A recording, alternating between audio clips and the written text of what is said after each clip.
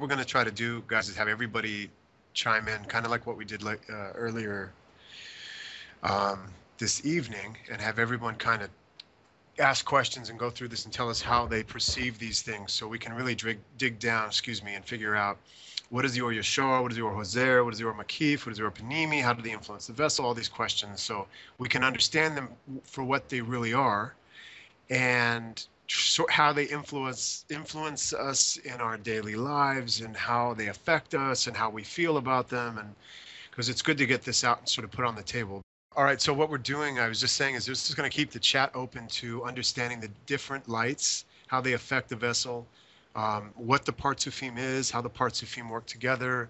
And so we could just talk about each of our experiences this way, because I think, you know, I put up these questions about the various lights, and Philippe brought up a great point, which was, you know, it's really like this personal experience that we have to understand toward this, rather than a dry chemical, like scientific understanding. These are like very internal, deep relationships we're talking about, and sometimes it just helps to talk about them and understand what is Or Makif, like really, to me, what is it and how do I utilize it? What is Or Panimi? How does it influence me? How do I influence it? And these questions that are like, you know, people really don't understand to a certain degree, and we could just sort of leave the topic open. So I hope that's okay. We were going to dive further into tests, but it's actually good, because a lot of the a lot of people had private messaged me saying that they couldn't make it tonight, and they were upset that they weren't part of the second reading, and so we're going to. I think it's better to leave it for maybe another night. So I guess I'll start with just a little bit, and then you guys, I'm going to leave it to you guys to kind of talk about this. Well, let's start with question one, okay, with the Or Yashar, the Or Hozer, Or Makif, Or Panimi. So we understand that we have a desire, which is the vessel of the Kli, some drawing, the emanated, and then we have the emanator that brings us this direct light called Or Yashar. Then through our clothing the light, we then generate an Or Hozer, which is our direction, or well, I'm going to let you guys talk about that a little. And that turns into Or Makif, which is outside the light, that's outside the Kli. And some of it, God willing, comes into the Kli. It's called Or Panimi. So we have these four directions. I kind of hate that word, because when we're talking about concentric circles, we're talking about the light permeating everything through and through, and there's really no direction of light here except for the vessel's perception of it. There's no real light. So Philippe, go and talk about this. Let's say, to me, what it will be. Let's say if instead of light, I will say it's the air. There is air that comes directly outside. That's always outside me, that I can bring directly into my own nostril, my own mouth. There is the air that I expel, right? When I blow out, I expel the air, which will be the light that go back. The light that is always surrounding me, there's air always around me. All my pore, all my skin is always breathing that air that's always around it. And there is when I am breathing, there is a part that always stay within me. So instead of being that air, it's that light, which means that presence of a Shirina of God. That presence can be directly into me. That usually it will happen, let's say, if I do deep study, if I do some reading of the Zohar, I feel that there is something great that is getting straight into me. That I think it's going into my head, it's going to my sensation, into my heart. Then that Hozer is sometimes I lose it. Sometimes I'm not connected no more. I have a part I start thinking about different matters that are into my life. And that light is always surrounding me. It's always around me. And sometimes I really have a part and it makes me grow. That will be my opnimi. But at time I can utilize it. It's a part of me now. It's inside me. So if anyone else want to talk, I pass. So we have these four lights, and they're labeled different names based on my ability to work with them. So there is something called Or Makif and Or Panimi, like Philippe mentioned. light that I draw in and light that somehow gets expelled outside of me. This concept is important because I have to discern my state or my level and the next Partzufim, or the next upper spiritual state I'm trying to attain. And the Makif, to a certain extent, gives me the difference between my current state and this next state I'm trying to achieve. Okay? So there's what's called a bitush. It's like this beating on the vessel between this perfect next light, and we know the light's infinite, so this is just the next step for me, and my current internal sensation in spirituality that beat against each other, and I compare them. Okay, now to the degree that I have the aviut in my screen to have strength to attain this degree after the light is expelled, it creates sort of like a memory in me that I'm trying to get to this Makif level, this next level. I'm trying to draw this stronger, bigger level in me, okay? And that's the purpose of the Makif and Panimi, as far as I'm concerned, is just a typical desire. I want to create my ability to draw this bigger attainment, this bigger level. But I need the strength in order to do it, which is given to me from above. So, what does that mean, really? Like, what does this mean? And these are concepts that are difficult to talk about because this is an internal concept. You can't really put these into too much into words. So, Amelo, you want to touch on this a little and talk about it? I'm fine with what you're saying right now. It's okay. It's good. I'm just gonna listen in. Okay. Blabber and confuse everybody with but I'll jump in a little bit later. Yeah. Okay. Jump when you're comfortable. Listen, yep. Christopher, does this? I'm assuming you're there. If you're there, does this feel? Is this? What kind of? Where are you with this? I'm looking. Hold on. I'm looking at the diagrams of the light, and I should put that up. Yeah, I understand that. I understand what you're saying, but I think it's just that I haven't experienced this on an internal level. So, it's a combination of like the menu at an Italian restaurant and like this weird biology class that I like missed 2 weeks of and now I'm behind kind of a feeling. So I'm with you, but I'm really not.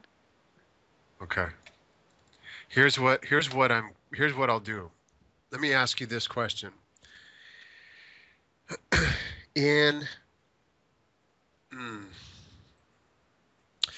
Christopher, do you understand the Partzufim? Do you understand the basics of what a Partzufim is in terms of Kabbalah? I would have to get out my dictionary. Okay, forget it. So let me tell you the simple version. Okay. Think of the Partzufim as a spiritual body. Okay?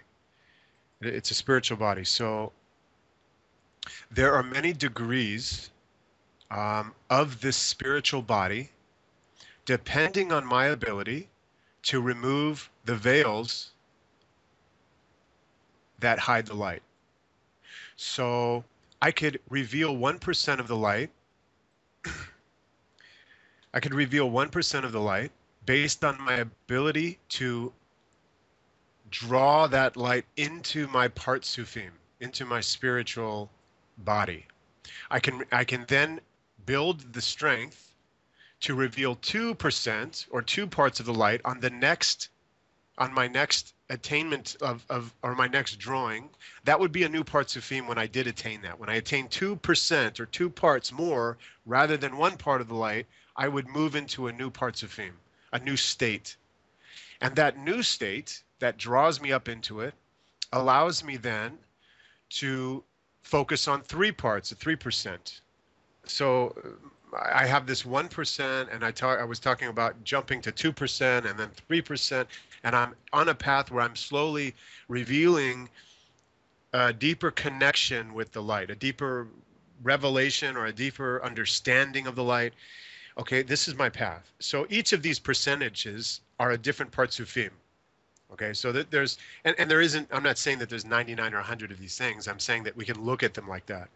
So as I gain strength, in other words, when I say strength, when I have the ability to work with the light in the correct intention, or when I have the ability to work with the light to a certain degree, my degree of working with the light reveals that degree of light.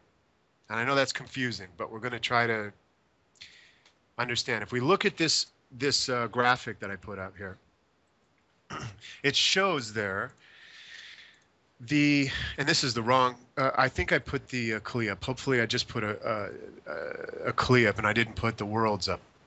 But basically we have this body. We're calling it a spiritual body. This spiritual body has functions that we perceive. It sort of works like a machine, and we perceive it working certain ways, called or Hozer or Yashar or Makif or Panimi. We call it these things because this is my degree to how I'm influencing or feeling the light.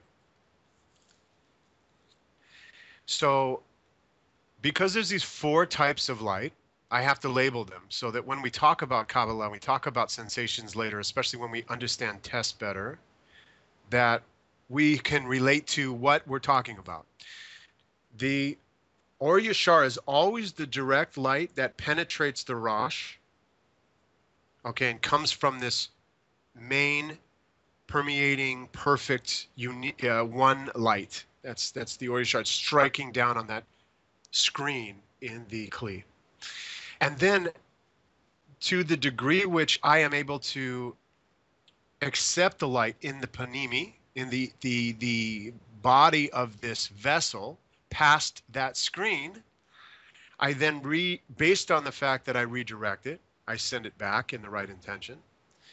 Then the Or Hozer comes off of the screen and the Or Panimi fills the vessel. And like I said earlier, I have the ability to draw down 1% of light and I send out 99% of light. That 99% of light becomes the Or Makif. Then my 1% of light inside the body of the vessel strikes against the 99% called the Or Makif outside the vessel, and I have some kind of formula. I can see that I'm 99 points deficient, or I'm 98 points deficient, okay, between my state, my ability to connect, and what I want to connect to. So now that I realize this, as I'm working with this light, I now know how to move forward. As the light leaves me, or it doesn't really leave me, what it does is it just causes this striking, and I yearn for more light because the light outside of the desire is stronger than what I take in. That causes me to move forward, and that longing creates the desire which now I must work with. I have to work with this now. I have a lack, and this lack makes me go, oh, I have to conquer this, figure this out. And so then hopefully, with the right kind of influence, I now move into the next state called the next spiritual Partzufim. Does anyone have any questions? Chris, a Partzuf is really, if I will try to translate it, is faces, which means it is really a representation of a Kli at different level. That's why there's different Partzufim. It's a representation in the most complicated term. It's a representation of the attribute of Havaya, of the name of God. Which means, since the light is Ein Sof, it's always at rest, there is various attributes at each level the way I receive them. And so each Partzuf, that's what they represent. They represent a certain degree of those attributes. It's not that the light changes, but the way that they are expressed, in a sense, the way that I can receive them is very different. So the Partzuf is really what represents the vessel. Bam, Ma, Galgata is really the concept of it. It's what the name Havaya by itself has 26. And like Raz explained, the Kli is built through the Sefirot and through the Masar, which means there is a screen on the top that always stop the light that to return it. And that's why it's reflecting, the Hozer reflect from it. And at the end became that Or Makif, which is always pressuring onto me. The Or Pnimi is whatever the Kli can really handle. I can handle only a very small piece at a certain level, and that's what I will have. Let's say in Dalet I get nothing. I get no light at all. Then slowly I get through it, and it get back to Malhut, where we see into the picture that was given, which is the lowest level is where we are standing. Does anyone has anything else to say in the reason of the Partzufim, or for any other comment there? I think that you guys really covered it well. I mean, Partzufim is a full statue, so to speak. I attain all the levels of that degree, and I form a Partzufim, basically. And I mean, going into too many more details would really, as in my point, confuse people. But that's me attaining the full stature of that degree, because I am climbing and attaining the degrees, and the degrees within the degrees, and the degrees within the degrees. But that all goes within my, in the aspect of inner work. And as far as these lights are concerned, it's also important to mention that the vessel has inner and outer aspects too. And so where this inner light is received, that light is concentrated light, and as much as that vessel can receive, but the outer aspect of the vessel has to be of a much higher quality than the inner layer of the vessel, because it has to be able to reflect this surrounding light. But that's just as much as there is always this inner light and outer light, there has to be there is inner aspect of the vessel and outer, and that's basically what I thought I should just mention. Yeah, that's great. That's actually really well said. So, so when we talk about it's it's this really, really hard thing to talk about. It's something that we have to study constantly to understand and delve into, and it's not something that's easily expressed because we're talking about internal sensations, and we don't easily have words for this. So it's a difficult thing. It's really for each of us to uncover through our experiences in this path, utilizing the path correctly. Pretty soon we have our own ideas. When I see Or Makif, to me, I understand what it means in my heart, but it's like trying to tell somebody, what does love feel like, or how does it show me how it feels? It's one of those things that you can't really label and tell somebody, but we can sort of direct it. The second question says, how do they influence the vessel in what ways? And I think that there's a real deep question, because what are we talking about really? We're talking about the creator playing some game with us on the most basic level, and we need to remove, in order to understand this, we have to remove all the clothing that's surrounding us in this world. Meaning that I can't try to understand this relationship with the entanglement that's all around me. I have to kind of sort of clear my head out. And I have to take it on a very basic level, that if you had a little mouse on a table, a little baby mouse you just bought at the pet store, and you had a block of cheese in your hand, in order for you to make the mouse not move, you're going to put the cheese, a little piece of cheese, right in front of the mouse. And it's going to guarantee that mouse is not going to move from that spot. But if I want the mouse to move a little bit, I'm going to take the cheese and put it 15 inches away from the mouse, and it's going to start chasing the cheese. In the same kind of relationship, the vessel and the light play with each other. If the vessel is filled with light, there is no activity. I'm annulled. I can't move at all. So I have to have this waning, this lacking. I have to have this, okay? Although we call it suffering. That's really where we call it, the core of our suffering in this world is a lack. The only time I'm ever upset or I'm ever fearful or I'm any of these things is when I need something. I feel like I'm not at the state that I should be, and I'm trying to move forward into that state so I can repair this lack. And this is how the Kli is being played with by the light. Now, this may be clothed, and this actually will be clothed at the beginning of the path in this world.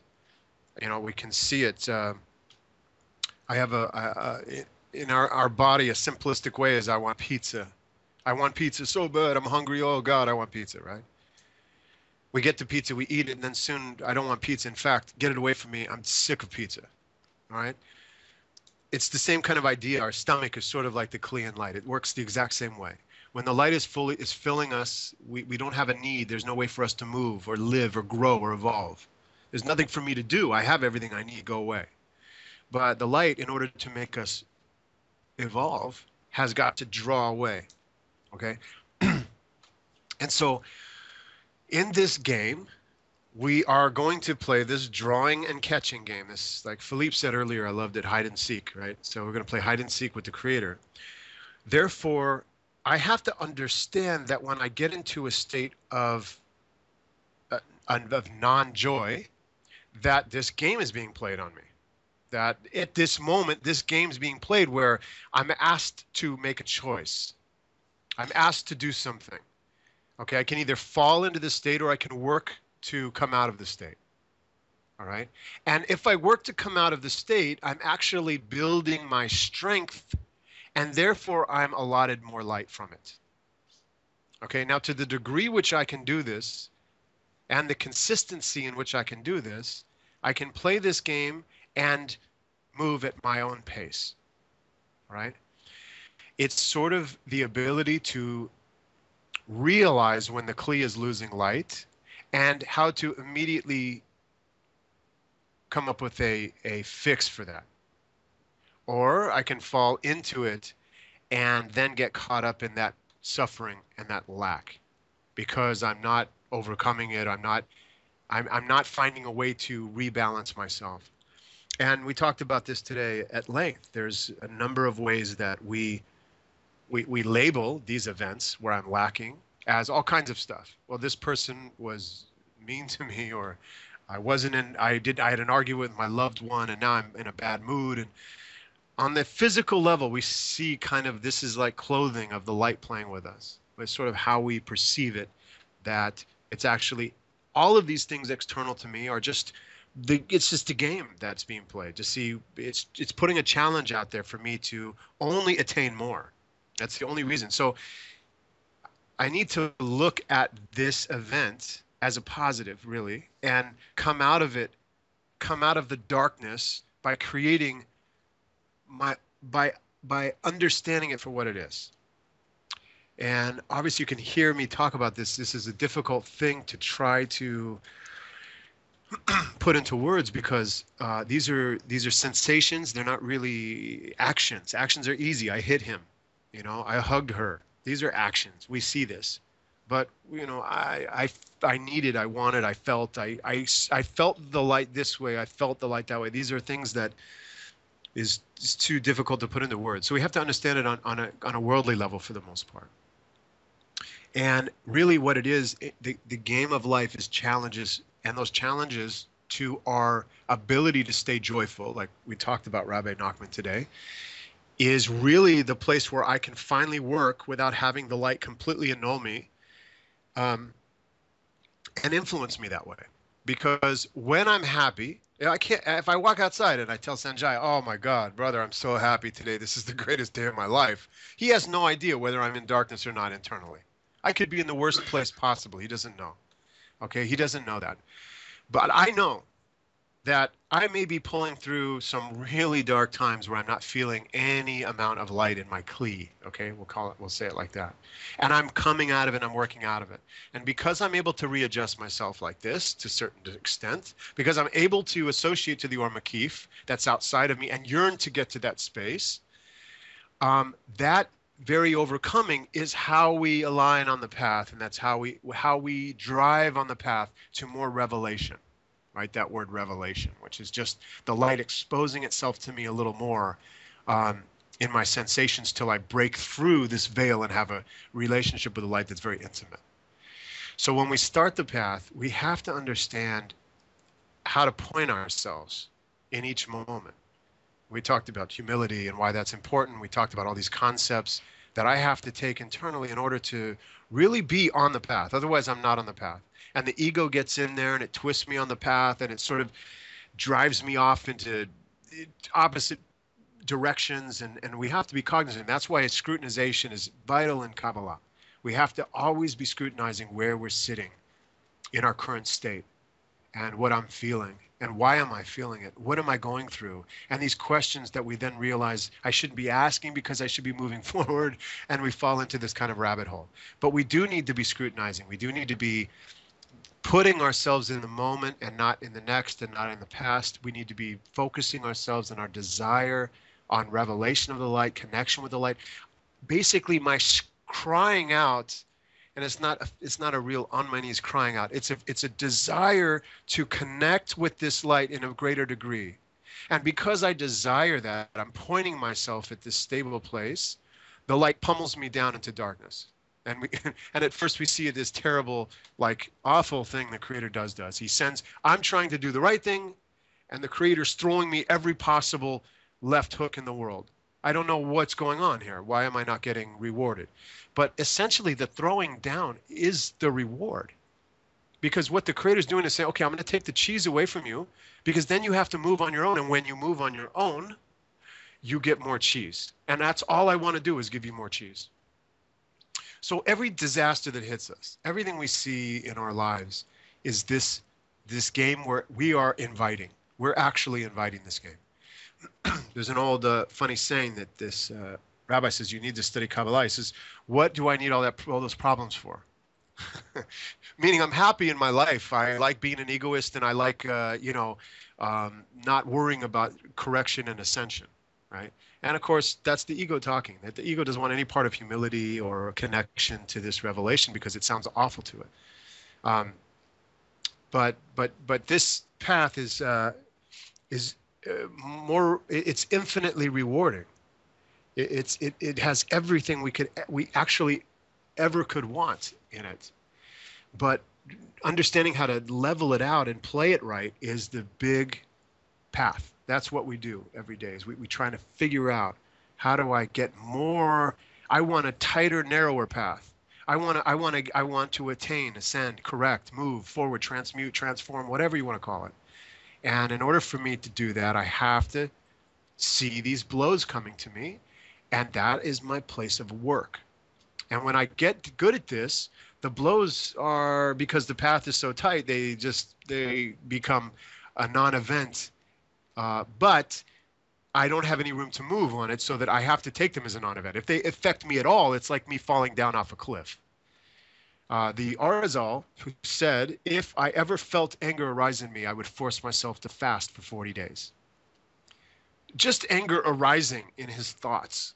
That's a very high level. He was obviously, we know he's very, very close to the source, and he had great wisdom. But for him to say that is showing us how tight and narrow the path gets.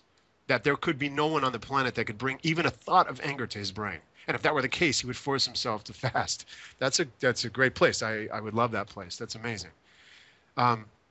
Meanwhile, we get upset at things and try to catch ourselves as fast as possible, so we get back on that path and overcome and correct without having to have the suffering related to it.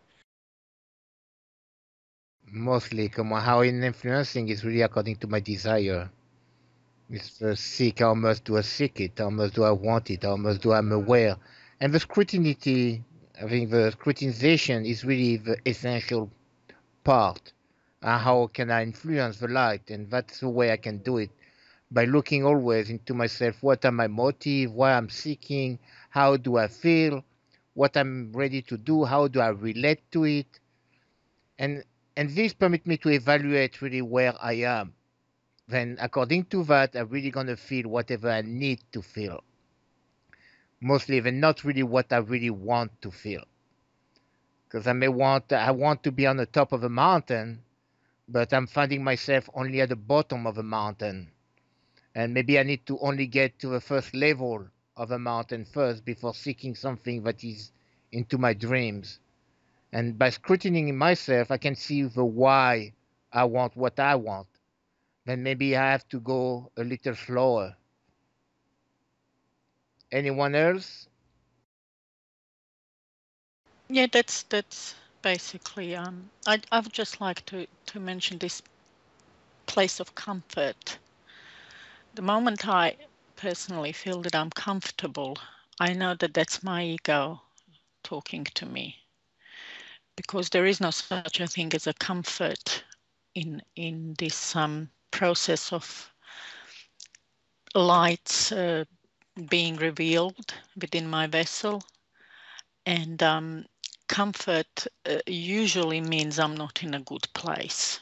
It's and I'm not saying that person should be uncomfortable, but the main aspect of ego is searching for comfort. Where, what's the most comfortable position, and that, to me, that's kind of one of the markers where if I really feel comfortable, I know that I have to increase my effort. I know that I have to do something. I have to really make sure that I'm not really happy and comfortable with myself, because that's just my ego saying, yes, beautiful, this is fantastic. So that's all I want to say, because Razi kind of mentioned something about that, and I think Sanjaya wants to say something. I did. I was just going to ask you all, what is, I know everyone has a different experience in the way that they do the scrutinizations. How do you approach it in yourselves as far as the specific scrutinization of a particular desire, for example? How do you, I'm just curious how the way I scrutinize it is I almost imagine myself like I'm playing a video game and I'm outside of myself and my body is the game, and I'm just looking from the side what it is that I'm doing, thinking, feeling, and why, that helps me a lot to really figure out what's happening in the moment. And I know everybody may have a different way in the way that they approach it, but I'm just curious because, just gaining insight from other people can, help each other advance in the way that they're doing it. Yeah, that's a great, does anybody else want to jump in?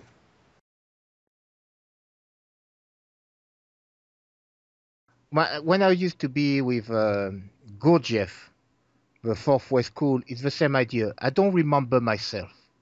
I mean, when I'm doing something, I am so much in it that I'm not really aware of what I am doing, what I'm feeling. I'm just doing it. I'm not able, like you took the example with a video game. I have to be able to really to look at myself. I have to be able to see, okay, remembering myself would mean I have to be aware of what I'm doing, what I'm feeling, what I'm thinking at almost at each moment. And that's that way that I can see, oh, this is what I am doing. Because when I am doing it, in all reality, I'm so much into my action that I don't know what I'm doing. I'm just doing it as a reaction. And the scrutiny is really to be able to do that, to get out of myself. And so I can look at myself. Because if it's almost to say that the self is looking at the self, then he will only see what he wants to see. So I have to be able to get out of it. So what I'm seeing the self playing around. Like I think your example with a video game is perfect, because that's indeed is that I'm able, like some people that do astral projection, they're able to look at their own self, and they can see it, and they are it, but they can that's that capability to be able to really look at myself in a different manner. Right. Yeah, that's the big thing is that when I first started studying Kabbalah and everything, it took me a while to figure out how to get there. As far as I think a lot of people, everyone has different propensities and different different perceptions and different ways that their mind processes uh, what they're experiencing. So it's kind of hard to say this is the only way that you can do it.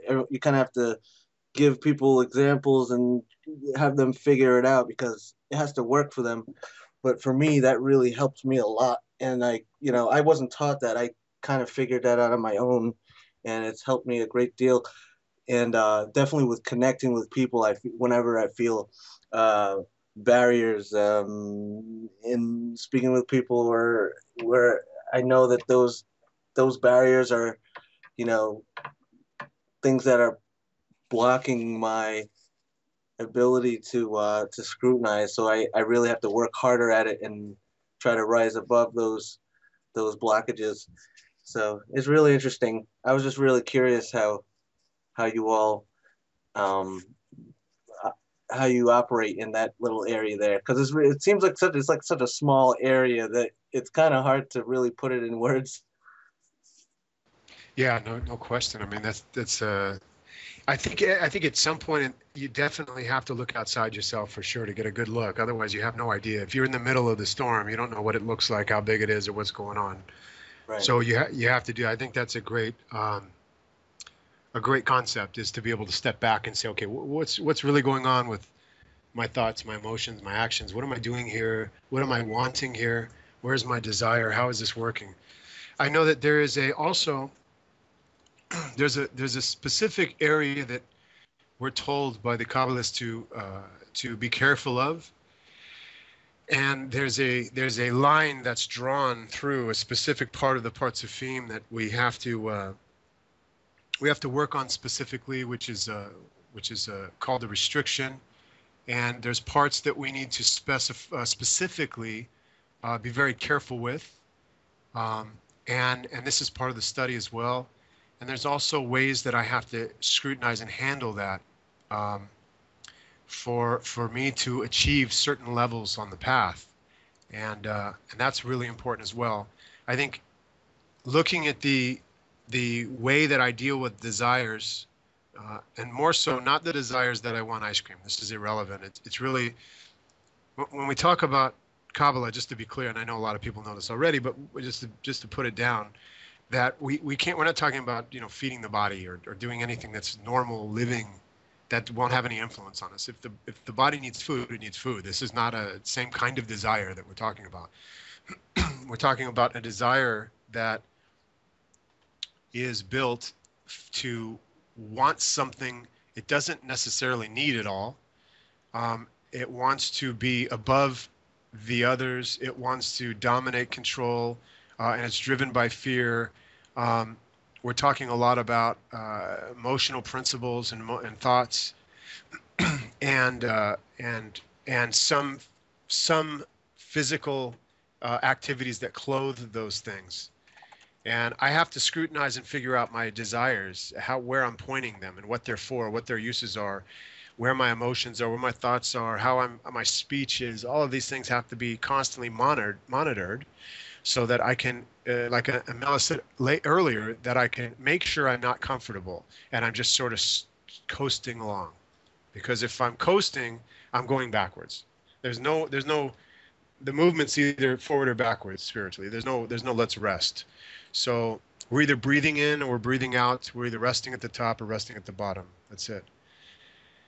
So I have to focus my desire on the connection with the light. I have to keep myself pointed in the right direction and pushing myself there with my own wind, like a boat on a still glass lake.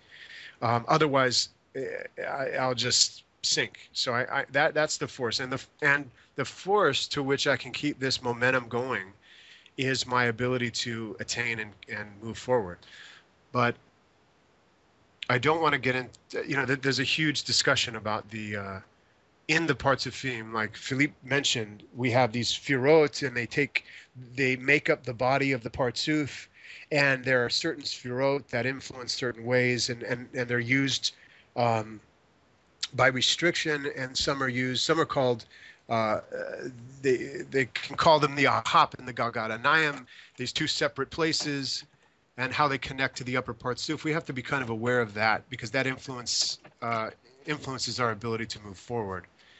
We'll get into that another time. So we kind of talking now vessel influencing the light influencing the vessel, and we talked about the Partzufim and the Partzufim working together. This is the last part before we break. The Partzufim work together, like we're told in the Zohar, we're told in a lot of the Kabbalistic text, we have 5 worlds here. We're going to call them just places. So we have this upper beautiful place called Adam Kadmon, this world with 5 Partzufim Philippe mentioned, Galgadan, Ab, Sag, Mon, Bon, and they're sitting up in this perfect place. And at some point, as the desire, the Kli, was falling, there was what's called a breaking or a fall. This fall created another set of places underneath. Excuse me. These places are called the world of Nikodim, and later the world of Atzilut, Bria, Yetzer, and Asiya. And so we have these worlds below. So you have these worlds below, and you have this world above. There's a big difference between these two, because the Partzufim work together completely differently in the world above in AK, in Adam Kadmon, than they do below in the world of Atzilut, in the world of Abia. The two completely different ways they work together. Below Adam Kadmon, the vessels are broken and they're shattered within each other. The desires are now commingled together in a way that the Partzufim are almost connected to each other, and this is called, we call it mercy in Jewish in Kabbalistic philosophy. It's called mercy. It's that the judgment was the fact that these desires broke, and because the way they were situated below in these worlds, there was no way for the vessel to get back. So in mercy, this breaking also created another kind of benefit, which was that each Partzufim kind of blended into each other. And this is also an important thing to understand. We won't get into it tonight because it's a big discourse on this, but we also have to understand these properties, that the upper Partzufim is connected to me in a certain way that I can now put my hands up and be pulled up into it through this process. And it's important to realize what that process really means. We also need to understand what the difference between Galgata Naim and Ahap is, and how these restrictions work, because this tells me a lot about my role and my job, how I get these levels, how I attain these levels. It tells me how to work the system in a more specific way. And so, Sanjaya brought up a great point that I think he made just by saying that, I had to figure this out. No one told me this, how he's scrutinizing himself. And, it frustrates me when I hear that, because it makes me feel terrible that he has to go through this scrutinization and come to this point where he's actually had to work a lot of the stuff out that is shown to us in some of these texts. So we can skip a lot of that. He should never be in the dark like that, looking for a light switch in a huge cave. This should never be like that. And one of the reasons why we dig through some of these texts is because they get us to understanding more of the controls so we can move faster. The bottom line is this: the Creator wants us to have infinite light right now. And because of our perception, because of our state, the way I utilize my vehicle, I am keeping that perfection from me. I am keeping the Creator from me. I'm keeping enlightenment from me. I'm doing this. And the only reason we're doing this is because we don't understand, number one, that this is the engagement. And number two, show me how to do this? And like Sanjay said, he's got to go through trying to process this on his own, and trying to figure out over the years, how do I scrutinize correctly? How do I do these things? And it makes it very difficult. It makes it very difficult. Shouldn't have to do that. A lot of the sages have left us material that will help us understand faster. And this is one of the reasons I push the understanding of the Partzufim, because these questions are answered in in those texts once we build the desire to understand what they're saying. So anyway, I talked enough. Who's jumping in before we get off? Philippe, Mila, Chris, anybody? Sanjaya? I was just gonna say that. Oh, I'm sorry. Go ahead.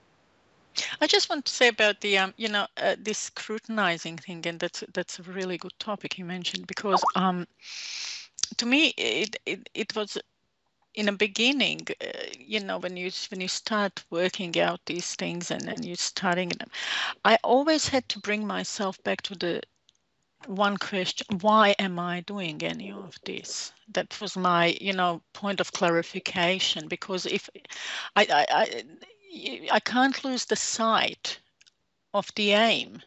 If I'm doing it for any other reason but to become a partner in this relationship that I'm building with the Creator, it's not the right aim. So often I will just have to bring myself and okay, have one-on-one with me. Why am I doing any of this? Anything, getting together with people, studying, contemplating in a dialogue, scrutinies. But why am I doing any of this? That's the main. And that is why it is very important to get to know this self, because once you do that, once you get to the bottom of this self, you'll know exactly when you stray, and you're going to be hit, because the blow will come. So we can avoid these blows.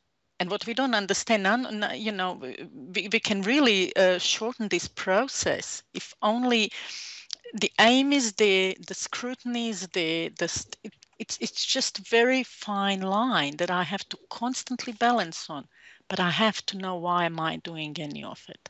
And if there is a trace of for me in it, I want to benefit, that I have to ask myself some question. I have to re-examine my intention, so to speak. I have to see, that there are different aspects in these things, what we call inner work.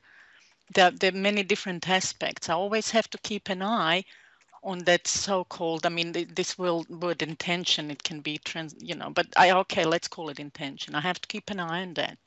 That's one of the things that it's very important. So every now and then I have to have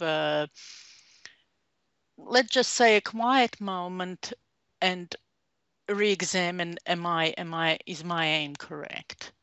So that's part of my scrutiny, kind of.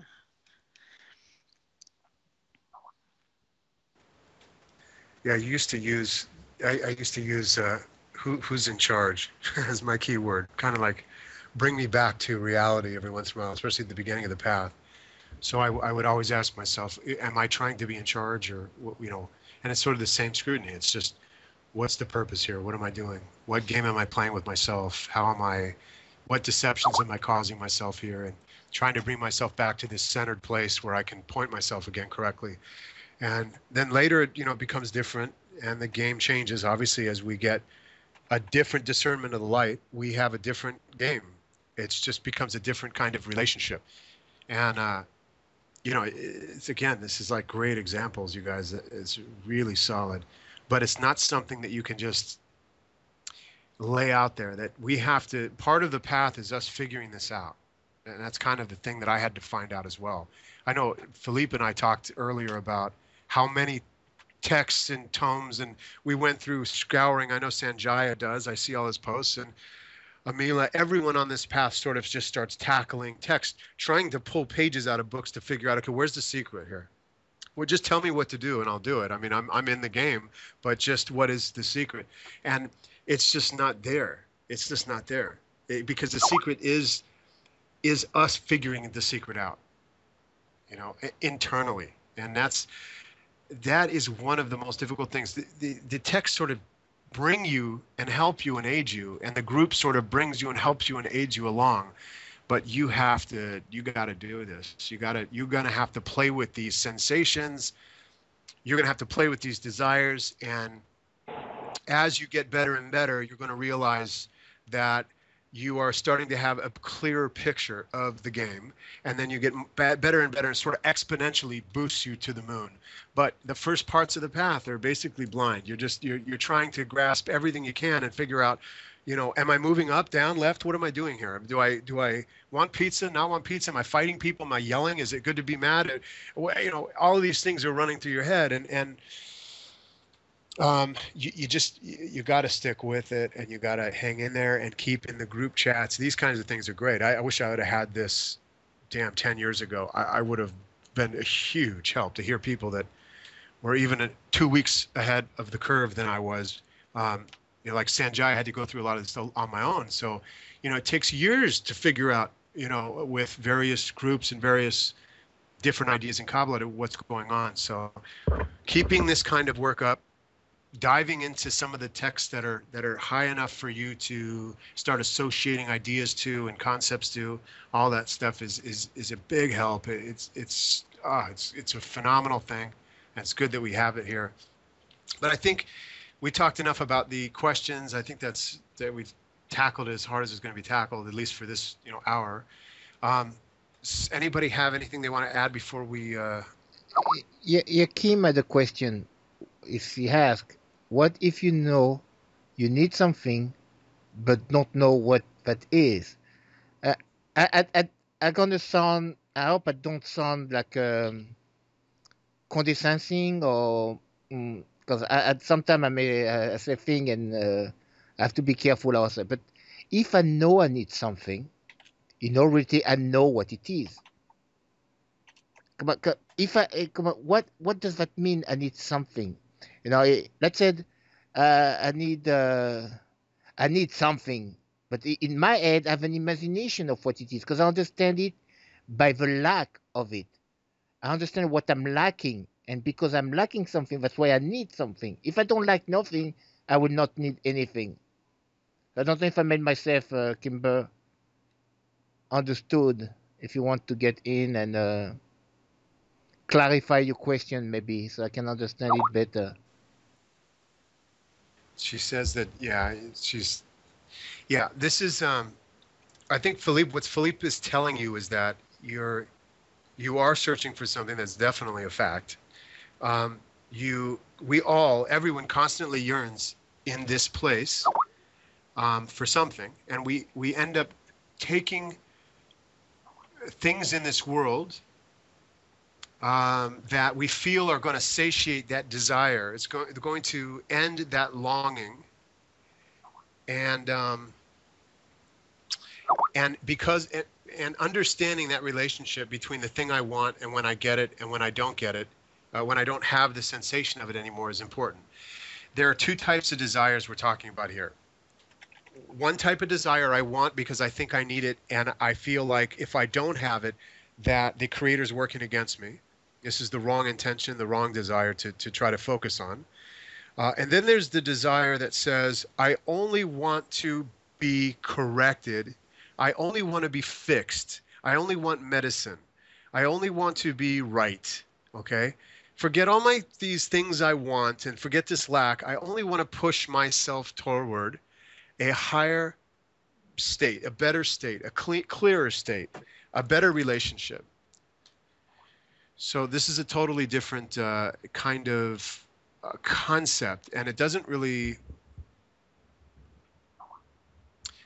It's difficult to try to talk about. There's a difference between what's called lo lishma and lishma, which is the for her name or not for her name, and it means that I'm either working for the Creator or I'm working for myself. And these are the two states I'm in. When I work for myself, I receive a desire, and it immediately leaves me. When I work for the Creator, I can hang on to these states, this light, to larger degrees, to the extent that I'm strong enough to grab them, or strong enough to attain and overcome them. So this has been talked about a lot. This is a difficult thing to break into. No one can really properly put this into words, but this scrutinization of the two types of desires is going to be key to your path. I can feel it. I can feel it.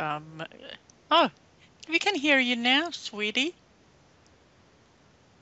Oh, good. I had something to say earlier. My mic was on the wrong button here. But earlier when Ross was talking about the Ariel, and he had this realization that if he felt, even if he even had the thought of anger, that he'd fast for 5 days. It's on that along that line. Today, earlier, I was thinking that if you have an impulse to do harm, to hurt somebody, that's one thing. That intention is one thing. But if you express it, then it becomes a whole nother thing. Like it manifests. That intention, you just threw evil into the world when you express it. Then you have a lot more to clean up. It's much easier just to hold it, give by refraining from exposing the world to that. Yeah, for sure, That's Tim. all. I mean, there's a good point. There's 3 levels here we're dealing with: my thoughts, emotions, and my actions. There's a level above this where everything's generated for us. But to the degree that I'm corrected backwards up these Partzufim, these states, to the degree that I correct upwards these Firat that exist inside these Partzufim, I can control my balance based on that correction. So if I'm not corrected much, if I get mad in my thought and I feel it in my emotion, I'm going to scream in my speech. I'm going to have little control over this. This is like somebody who loses their temper all the time. They are not corrected to the degree of their speech level yet. And then there's a degree where I correct that to a certain extent, and then I'm corrected. Now I need to work on my emotions, where I let it get to me. I don't do anything. I'll shut my mouth, but I'm still burning up inside. So still meaning that I'm not corrected to a certain level yet. And then I correct further, and suddenly now I won't really let these emotions affect me in any way. And this is a higher state where now I'm more in control of how I feel. Now, it doesn't mean my thoughts are always perfect. They're going to sway. I haven't corrected that yet. But I can pretty much control where my feelings are. Then eventually I get into a higher state where I have revelation of the Creator, which is in my thoughts. And in this state, I am able to now dictate what I think. Okay, this is a different state, and this is called lishma. And this is a barrier that we pass in a certain place called the pupil of the eye in the Partzufim. And so, we start on the path correcting the lower stuff. I want to correct my speech. Before I talk, I want to make sure that I know what I'm saying, and I'm saying it with the right intention. And then I move into my emotions, then I move into my thoughts. When I get to this state where I'm cleansed to a certain degree, through my actions, emotions, and thoughts, I enter a new relationship that is revelation of the Creator. That is a barrier we call the veil of da'at. It's sort of this new knowledge comes to me, and it's a different place. But it's really the goal, though, isn't it? The goal is to correct our thoughts, emotions, and actions to the extent that now I'm in control, and the light influences me to the degree that I allow the light to play with me, rather than the light just pulling and tugging me all over the place, which happens prior to this revelation. But to end this here, Tim, you're right on. The more we allow the light to manifest into our thoughts negatively being a sin being the wrong intention for me. It's really all a sin is. And I manifest a bad thought, a sinful thought, a selfish thought. I manifest a selfish emotion. I manifest a selfish action. I have I'm a triple threat now. I'm self-destructive all over the place. All right. And Tim says, it's manifest in the world. Yeah, of course. When we're not controlled to the point where, or we're not corrected to the point where we're allowing our speech to hurt others, now not only are we doing damage to ourselves and our spiritual position, but we're hurting other people as well. So, there's a lot to be said about that. It's a whole other portion. But yeah, Tim, that's a good point. I mean, we need to be, this self-governing, Mila said self-governance. I always use that word. The only thing I care about in this path is me. The only thing I care about on the path is my direction and my ability to overcome myself through my will and strength and partnership with the light. So, yeah. Now you spoke about sin. In Hebrew is rata, which means I missed the aim. That's almost what you were saying when I disconnect. It's not that I did something wrong. I missed my aim. I am aiming to be close to God, and I missed it. I didn't aim the right way. I'm not aiming toward God. I'm aiming toward something else. And that's, in a way, what we call sin. Yeah, that's a great point. Go ahead, That Amila. is, that, you know what, I'm listening to you too now, and it's you see, this whole idea of controlling a thought, which we try to do in this aspect of lower governance, and what you said, Raz, there, we have to come to the place where we form the thought. I now am forming the thought, and within that thought, I am in charge of everything that's attached to it. So I'm now in charge of the emotion, and I'm now in charge of the action. But I have to come to the place, not where I am trying to control the thought or I have to be able to form the thought with all the aspects that come included in that thought. And as Philippe now said, you know, what is sin? I just lost my aim. I've shot the tree instead of that thing that I was aiming at. That's basically what happens. And it makes my, it's like, thank you. I'm just blown, because when I hear something like that, it is what's happened. It is what I've been contemplating. It's where my aim is. And then you talk to people like this, and they speak your language. It's like it's God speaking. Seriously, isn't it? Yeah, it's beautiful, it's right? fantastic. Oh, Yeah. thank you. And Mila brought up a really good point. Red is the number 8, right? And what is 8? 8 is really that when we have the 6 at work, the 7 is that connection towards the upper, and 8 is being into the upper, is being into God. That's why we do the Brit Milah at 8 days. We have 8 days of Hanukkah. There is all kind of connection into that number. That number is really that total connection. So in a sense, it brings it exactly that the red is really missing that connection to that 8th level. Yeah, that's beautiful. I like the fact that the 8th Sirot is actually Chokmah too. That's good. There's Amila said that we need to control the manifestation of the thought. There's a place that is above Beriah, which is called Absolute, and it's actually the manifestation of the energy that then descends into Beriah to become a thought. And when we correct that world, that Bia, we then have the ability to cross over into that kind of control, which is to give us the ability to manifest. At that point, we become like a little God. We manifest everything that happens to us. We control it through and through. The very essence of the energy that I utilize to generate a thought is mine. I control the thought, I control the emotion, I control the action. And at this moment, I'm completely and utterly given control over this, because my intention has entirely pointed correctly. I'm in line with the Creator. And that's really what we were talking about. It's interesting that we seemingly get more control as we get more corrected to a certain extent. It may be an illusion. No, we don't know, but we sure perceive it that way, right? Okay. Does anyone else have anything else they want to add to this incredibly I have deep something to conversation? add really short. Go for it. Okay, it's really kind of basic, but just as far as Kimberly's question about what if you feel you need something but you don't know what you need.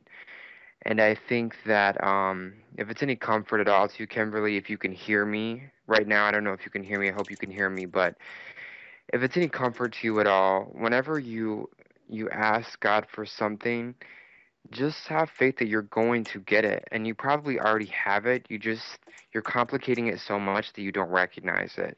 Because I remember like 7 years ago when I was, really pleading to God, and I said, God, I want to know what happened at creation. I want to know, I want to know your name. I want to know why Jerusalem is holy. I want to know all these like huge questions. And I was like, I don't understand. Like, if I feel like if I don't know your name, if I don't know why you put humans on earth, like I can't breathe another breath. And I went through all these different journeys, and I went here and I went there. And eventually, I started figuring things out. But then, yesterday I find this book called, um, I don't even remember whatever that book is called. It's in my bag. I can't remember what it's called, but I found this book. It's like this book, and it has like all these different like meanings of the names of God. And I'm like, wow, like this is infinite. Like I, I will never have an answer of the name of God. I will never know what God is. It's unfathomable. But the point of it is that don't worry about it. Like don't stress yourself out about it, because you will learn what you need to know.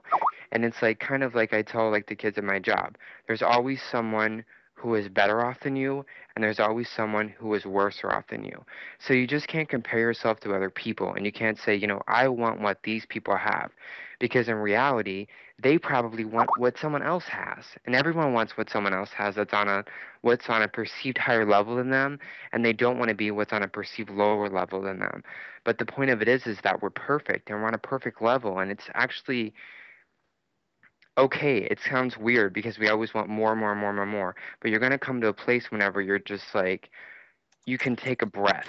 You at least can take a breath. You don't know anything, you can't fathom anything, but at least you can breathe easy because you're on the right track, if that makes any sense. Yeah, Chris, that's good. There's a lot to be said about this. What we ask for, what we need, what we think we need, and there is.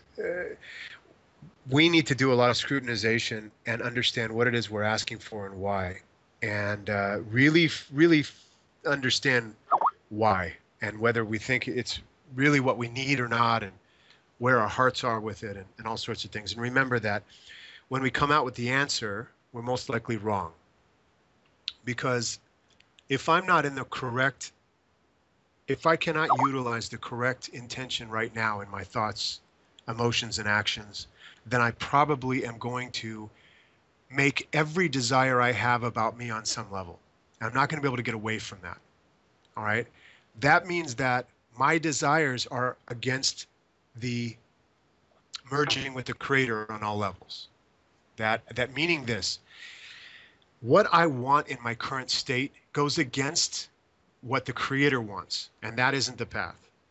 Right? That isn't the path. The path is for me to try to slowly build parts of me that are corrected more like the Creator's intention, which is to bestow only.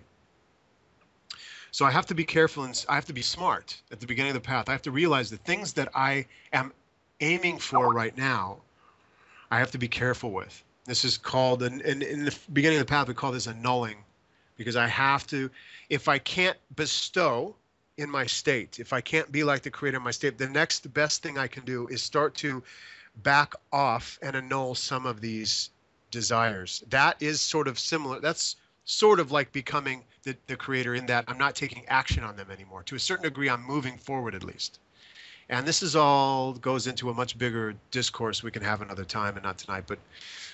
But there is a method to all of this madness, and it takes time to digest it. So anybody else want to add? Or when you said you were are we taking a break for the night, or are you taking a break for now? We're taking a break for the night. Oh, okay. Yeah. So, in just closing, excuse me.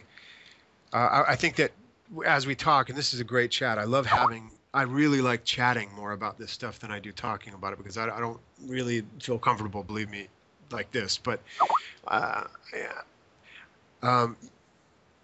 Amela, Philippe, everyone, Chris, Sanjaya, everybody that's giving us these great concepts sort of goes into this soup, and we're able to just ladle it out and all eat it up and kind of join each other in our intention and our understanding and our thoughts. I think that's a phenomenal thing.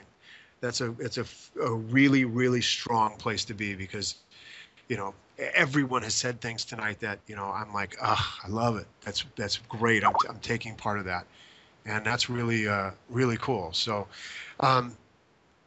we should I was just going to say we should do this more like this. I think Philippe is a great idea. Try to think about what was talk about, try to see if we can experience it. Let's say any of those concepts, what I want, I will do as consciousness myself, and maybe we can discuss it also tomorrow and to see exactly how we put it in practice during the day. How do I do what we just talked about?